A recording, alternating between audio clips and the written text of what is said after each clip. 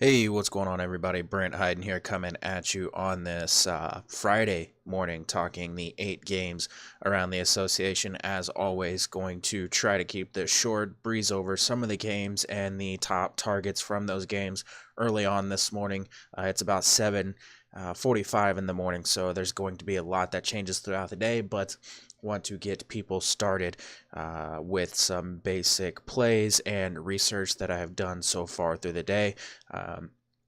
Make sure if you haven't already done so, that you are hitting that follow button on the Twitter machine. My Twitter handle at BrentHyden1 is in the description down below. And if you're not already signed up for my daily content, projections, all that good stuff, you can send me a direct message or head over to my Patreon page and find out how to get access for either a monthly fee or a one-time charge. And if you want to sign up for MLB, sign up between now and opening day, and you will get NBA free for the rest of the season. But let's just go ahead and hop into the games. The first game that I'm going to talk about is the Lakers at Detroit. Oh, the Lakers. 8-point favorites in this one for Detroit, a 220.5 over under. I'm just going to say right now, until news comes out, I have no fucking clue what the hell's going to happen with the Lakers. I don't. I have a feeling LeBron sits. It wouldn't shock me if Rajon Rondo sat. It wouldn't shock me if Lance Stevenson sat, if McGee sat, if Kyle Kuzma sat, Josh Hart, who has been battling a knee injury and basically needs surgery but is still playing through it, sits. I have no fucking clue what the hell the Lakers are going to do. So instead of wasting time trying to break that down, I'm going to take a look at the Detroit Pistons, because there is a lot to like with the Pistons, because, well, they're going up against the Lakers. Reggie Jackson is questionable for this game. I have interest in him here tonight. Andre Drummond, Blake Griffin, guys that I'm looking at as well. Reggie Jackson is just so cheap. 4,300 on DraftKings, 4,800 on FanDuel. I know that he has played like garbage the last couple of games. Miami was battling an ankle injury. Brooklyn only played 18 minutes. The Pistons have just been terrible in these last 2 road games.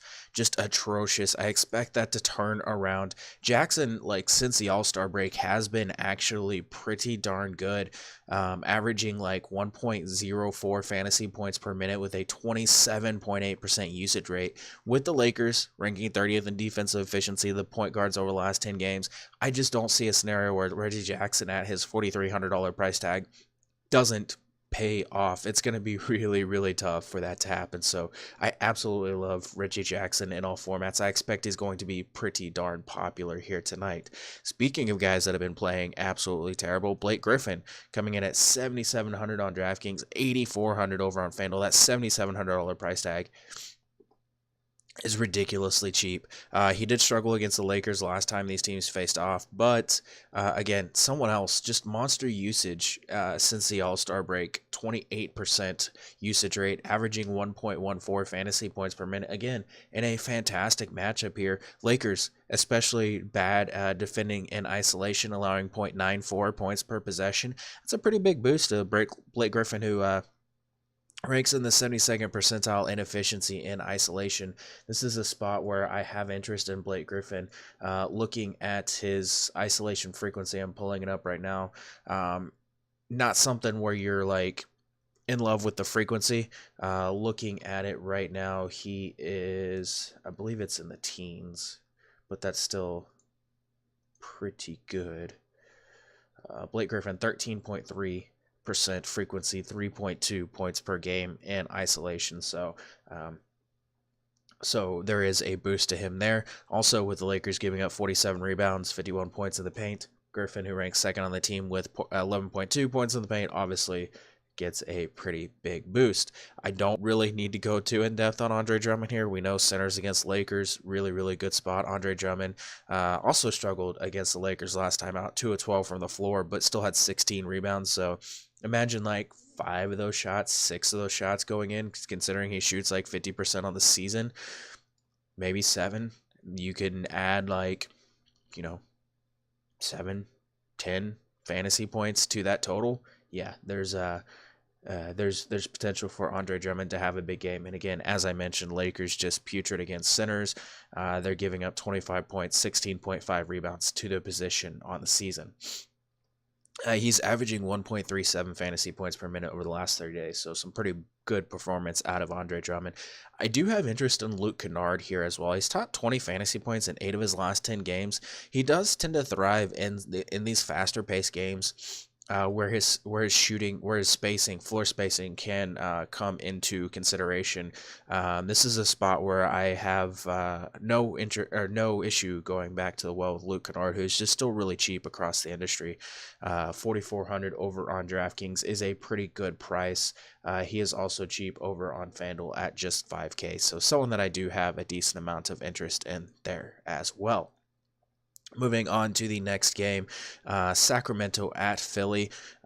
This is an interesting spot here for the Kings coming in on a back-to-back. I don't have a ton of interest in a whole lot here from the Kings. I will say Harrison Barnes, a guy that I highlighted in the notes, had a really good game against the Celtics last night. He just continues to be a guy. The rebounding I do expect to come up. As I've mentioned before, he is averaging like double-digit rebound chances since coming over to the Kings. Continues to play 35, 36, 37 minutes every single night, and it is a spot here against a Philly team that struggles against post-ups. I have interest in him here tonight. He's averaged just 0.77 fantasy points per minute in a Kings uniform. I pulled that number last night. Obviously, that's come up a little bit. But again, with Kings, 1.01 points per possession allowed on post-ups. Barnes posting up on about 13% of his possessions. Obviously, have interest in him here. Obviously, Buddy Hield is interesting. 7,100 on DraftKings, 6,800 on FanDuel. Someone you can look at in GPPs. Fox, Bielitsa, who got the start last night, Willie Cauley-Stein, Bagley, guys that you can keep an eye on. Bagley is expected to play after playing last night, but again, I would keep an eye on the news just in case he sits. Bielitsa is someone at that price tag I wouldn't hate in tournaments. Minutes going to come down, though, as Bagley starts to play a few more. Looking at the Philly side of things, this is where it's definitely more appealing. Obviously, we do need to keep an eye on Ben Simmons and Mike Scott, both expected to play. They're listed as probable, but definitely something to keep an eye on here. Joel Embiid, 9,900 on DraftKings, 10K over, or 10.9 over on FanDuel. 9,900 on DraftKings is just inexcusable. Just inexcusable against the Kings. Like there's absolutely no reason why he should be under 10K, period. This is an absolute smash spot. I do not know how you fade Joel Embiid in this spot. Kings, 23rd in defensive efficiency to centers, 14.7 second chance points allowed, 51.4 points in the paint, 48.6 rebounds per game. Embiid has topped 50 fantasy points in both games since returning from his injury. I just don't know how you fade him against the Kings in the spot. Like you can't do it. Like not at that price tag in cash games. If you're doing MME, sure you can be under the field in your exposure, but in cash games, like you're dumb if you fade Joel Embiid. You don't fade Joel Embiid. Ben Simmons, if he suits up, is fine in all formats. He's 8,500 on DraftKings, 9,800 on FanDuel. Obviously, the return of Joel Embiid, having Jimmy Butler back in the lineup, having Tobias Harris there, is going to hurt the potential upside for Simmons, but there is still triple-double potential against a bad a Kings defense. Hasn't been bad per se over the last like 15 days. Last 30 days they've been playing a little bit better, but pace, lack of rim protection, lack of rebounding is a huge boost to Ben Simmons. You can check out the notes for the other guys that I'm looking at here, JJ Redick particularly being one of those guys. Looking at Charlotte and Washington, there are some injuries in this game. Washington 4-point favorites in this one, a 232.5 over under. Cody Zeller is doubtful for this game. But we know with NBA injury reporting, doubtful is about the same as probable or questionable or out at this point. Marvin Williams, Nick Batum, and MKG all probable. Sam Decker, Trevor Ariza questionable for this game. So a lot that we need to keep an eye on here. Kemba Walker, 8,200 on DraftKings, 9,200 on FanDuel. Going to be very, very popular. Going to play a pile of minutes. Going to take a lot of shots. Wasn't terrible against Washington the last time out. Wasn't great. I have a feeling he's going to be very popular here once again. Wizards 25th in defensive efficiency to opposing point guards of the season. Kemba Walker, 1.15 fantasy points per minute, 31.2% usage rate since over the last 30 days. I do have some concerns about Kemba Walker in this matchup without Cody Zeller. We know Walker, a guy, thrives in the pick and roll. That's something to keep an eye on here because the Wizards, one of the league's best pick and roll defenses in the NBA. Kemba Walker, looking at it right now, I believe it's something like 45% of his possessions come in the pick and roll. 47% of his possessions come in the pick and roll, 86th percentile. If his efficiency is going to take a hit in this spot because the Wizards' excellent pick and roll defense and the fact that Cody Zeller is out, and Cody Zeller, excellent big man in the pick and roll, Willie Hernan-Gomez and Frank Kaminsky and Marvin Williams and all these other guys, not nearly as good in the pick and roll as Cody Zeller. I don't know that I want to fade him in cash. I don't know that I want to fade him in like a single entry GPP, but I could definitely understand being under the field on him in large field tournaments, MME, things like that. So something to definitely keep an eye on here tonight. Nick Batum, Jeremy Lamb, excellent options here. Batum has been especially, like, while the fantasy production hasn't been great, like on a per minute basis, he's still been really, really solid of late. Batum has topped 30 fantasy points in 6 of his last 10 games. We know the matchup against Washington is outstanding.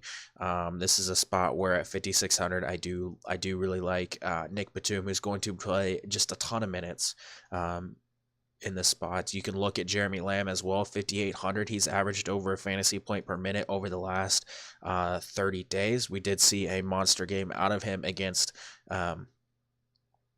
the Wizards the last time these teams faced off. Same goes with Marvin Williams, who had a monster game as well and is just too cheap. 4,600 over on DraftKings, 5,600 on FanDuel. We know the Wizards really struggle against spot-up shooters. We know this is a great spot here. They struggle against three-point shooters. They're 30th in defensive efficiency to power forwards that have allowed them to shoot 41% from three. Marvin Williams going to be a guy that I'm going to have a lot of exposure to here tonight. Willie Hernan-Gomez got the start last game with Cody Zeller out. 3,200 over on DraftKings. He did see 24 minutes in that game. He's also 3,600 on FanDuel. Going to be a very popular value option, and I'm fine eating the chalk there. He did get in early foul trouble, struggled to get in rhythm, but against a Washington team that is just really bad against opposing big men, if he gets 20 to 24 minutes, there's just no way he doesn't pay off that salary. So I do really love Willie Hernan-Gomez. I'm going to glaze over a little bit of Washington here because I feel like we're getting pretty repetitive when it comes to Washington's analysis. Bradley Beal, 9,500 on DraftKings, 10.8 over on FanDuel. Just continues to be a guy where you're just basically locking in 45, 50 plus fantasy points almost every single night. Didn't have a great game against Charlotte last time out, 4 of 21 from the floor. I do expect that to be a aberration. I do not expect him to shoot 19%, and he still put up 41 fantasy points. Absolutely love the floor, love the upside here for him tonight. I do like Tomas Satoransky as well. Going to be a guy still playing a pile of minutes, 30 plus fantasy points in 3 of the last 4 games, 35 against Charlotte. Going to be popular. I'm fine in cash games eating the chalk there. Bobby Portis, lots of upside here. Charlotte allowing opponents to pull down almost 46 rebounds per game, 25th in defensive efficiency to centers.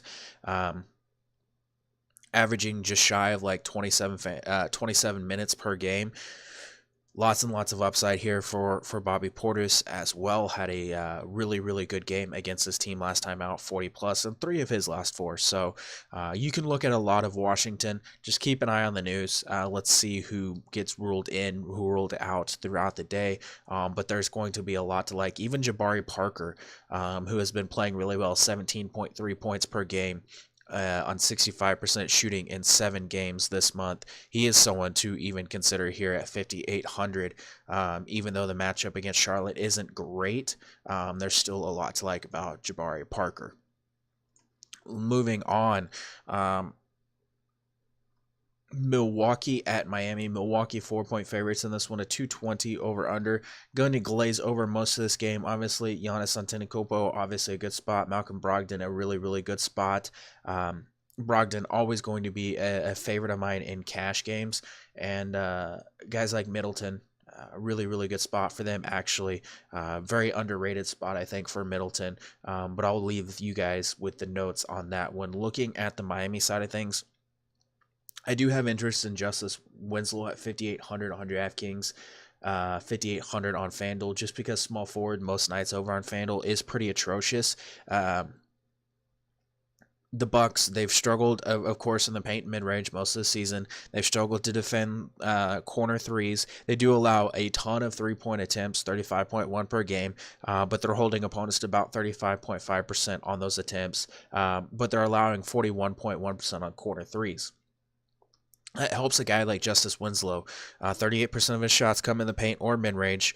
11% of his shots are corner threes. He is really cheap across the industry still for a guy that's still playing a decent amount of minutes. These last two games, blowouts, not throwing a whole lot of weight into those minute totals there. But like this game against Cleveland where he played in the mid-30s, against Atlanta. A lot of these games recently have been blowouts, but he's still putting up really solid numbers. Actually going to pull it up now to see what he's averaging over the last 30 days because I'm pretty sure it's going to be well over a fantasy point per minute. He did put up 36.7 fantasy points against the Bucks the last time out.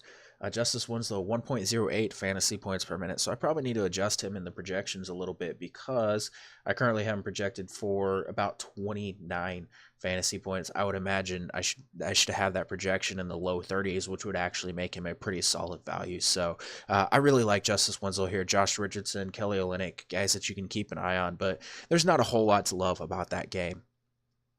A game that does have some to love, Phoenix at Houston. Houston, 13.5-point favorites, 225 over under. Phoenix, there's a couple of guys to keep an eye on here. You're obviously considering Devin Booker, Tyler Johnson, who is questionable for this game, Kelly Oubre, guys that you definitely want to have on your radar in this matchup. Kelly Oubre, a guy that I highlighted in the notes, lots of upside. Poor rim protection team here with Houston. He takes 41% of his shots at the rim. He's posted a 25% usage rate and has averaged 1.07 fantasy points per minute over the last 30 days. This is a pretty good spot for Kelly Oubre, who, outside of a couple of games, just has not really been much of a disappointment. Like, he did have a couple games like against Atlanta, 23 fantasy points. That's not great. 27 against Utah. Given the matchup, that's actually pretty damn good, and his price continues to come down, 5,900. Kelly Oubre, going to be a guy that I'm going to have a lot of exposure to here tonight.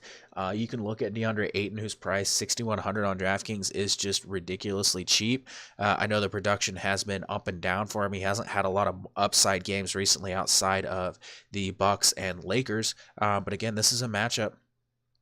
It's not putrid here for DeAndre Ayton. So, and the Suns have been playing a little bit better. They did get blown out by the Jazz, but they have been playing a little bit better recently, playing some closer games that, they knocked off the Golden State Warriors at the Oracle.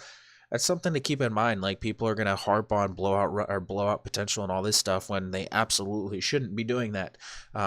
Looking at the Rocket side of things, obviously James Harden, Chris Paul, Eric Gordon, guys that we definitely want to keep an eye on. The one guy I will mention here before moving on, because, well, Houston is just pretty straightforward almost every single night, is PJ Tucker. Most nights he's going to put up some really empty stat lines. He's going to play like 38 minutes and get you maybe 20 fantasy points. I will say this is a spot against a Phoenix team that really struggles to defend corner threes. They're allowing opponents to shoot 42% on corner threes this season. He does have potential because, well, basically all he does is rebound and shoot corner threes. 51% of his shots are corner threes this season. So there's potential for him to have a pretty good game against the Suns team, giving up 46.6 rebounds and obviously giving up a high percentage shot on Corner threes, we saw him shoot 1 of 6 from 3 against the Suns last time these teams faced off. He still put up 21 fantasy points. Just imagine like 2 of those threes going in, maybe 3 of those 3-pointers going in, and well, you could see him having a pretty good game. So PJ Tucker, a value name to keep an eye on here. Portland at New Orleans. Who knows who's going to be in or out for the New Orleans Pelicans here tonight, but that's something to keep on. We know Holiday and Moore are out for sure. Who knows if Davis is going to play? We'll know before lock. I'm sure of it. Definitely know before lock, because the Pelicans haven't screwed us before. The Blazers side of this game is where most of my interest is going to come from. Although there are a couple of guys to keep an eye on the New Orleans side. Without Jrue Holiday in the lineup, Damian Lillard going to be someone that definitely want to get some exposure to. Damian Lillard, 9K on DraftKings, 9,900 over on FanDuel.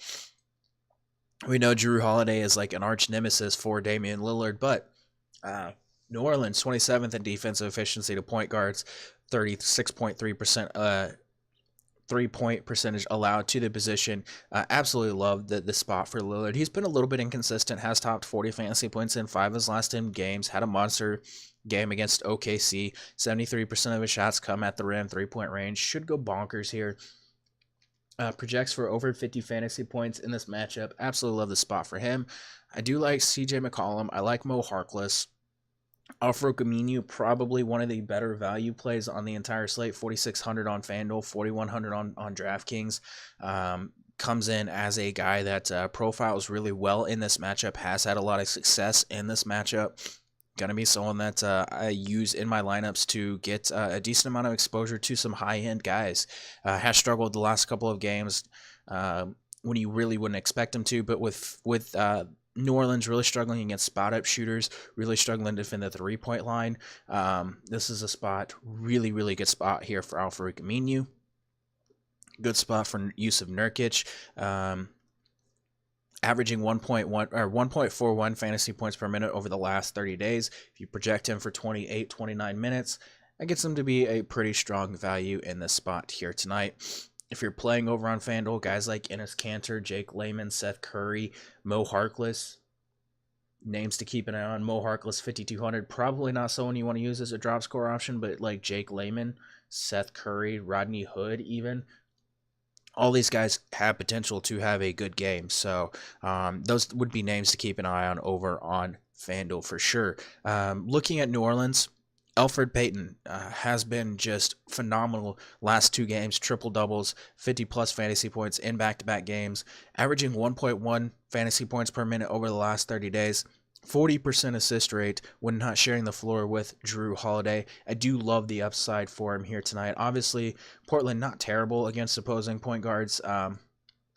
If you look at it, but they do struggle against the pick and roll. 0.92 points per possession allowed in the pick and roll. That's pretty big for Elfrid Payton, who operates in the pick and roll on 30% of his possessions. Elfrid Payton, 6,600 on DraftKings, 7,600 over on FanDuel, projects to be a really strong option here tonight.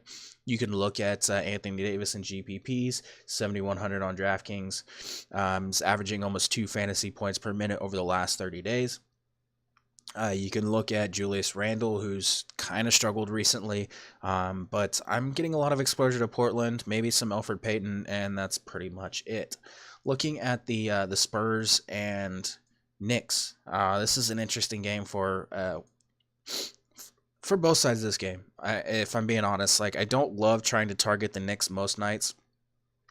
But with the potential of Dennis Smith Jr. maybe missing this game, that's something to keep an eye on. Damian Dotson is the guy that I profiled in the notes. He projects to be a solid play here tonight in this spot. Going to be really low owned, 5K on DraftKings, 5,800 on FanDuel. Actually had a really big game against the Spurs the last time these teams faced off, and so I dug into why that could be. He's been playing big minutes, has topped 30 minutes in 5 straight outings. He's spotting up on 26.2% of his possessions. Not particularly effective. He ranks in the 63rd percentile, but the Spurs, really bad spot-up defense. 1.05 points per possession allowed on spot-ups. They're struggling to defend the paint in the mid-range.